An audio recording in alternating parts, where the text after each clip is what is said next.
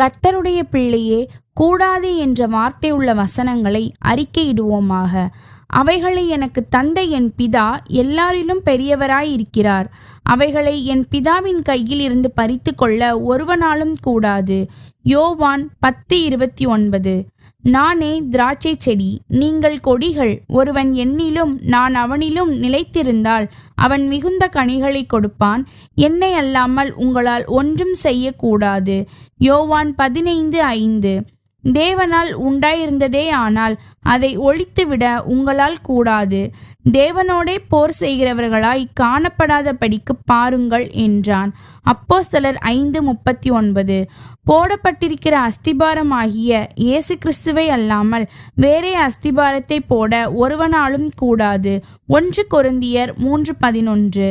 விவாகம் பண்ணி கொண்டவர்களுக்கு நான் அல்ல, கர்த்தரே கட்டளையிடுகிறதாவது, மனைவியானவள் தன் புருஷனை விட்டு பிரிந்து போகக்கூடாது. 1 கொரிந்தியர் 7:10.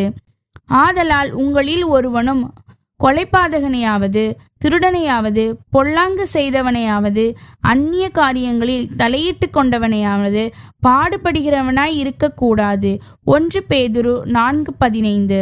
தேவன் செய்வது எதுவோ அது என்றைக்கும் நிலைக்கும் என்று அறிவேன். அதனோடே ஒன்றும் கூட்டவும் கூடாது, அதிலிருந்து ஒன்று குறைக்கவும் கூடாது. மனுஷர் தமது சமூகத்தில் பயந்திருக்கும்படி தேவன் இப்படி செய்து வருகிறார். பிரசங்கி 3:14. ஆதலால் தரிசனமெல்லாம் உங்களுக்கு முத்திரிக்கப்பட்ட புஸ்தகத்தின் வசனங்களைப் போல் இருக்கும். வாசிக்க அறிந்திருக்கிற ஒருவனுக்கு அதை கொடுத்து, நீ இதை வாசி என்றால் அவன் இது என்னால் கூடாது, இது முத்திரித்திருக்கிறது என்பான். ஏசாயா 29:11. இதோ ஆசீர்வதிக்க கட்டளை பெற்றேன், அவர் ஆசீர்வதிக்கிறார், அதை நான் திருப்பக்கூடாது. எண்ணாகமம் 23:20.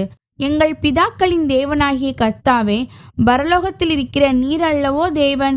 தேவரீர் ஜாதிகளுடைய ராஜ்யங்களை எல்லாம் ஆளுகிறவர்.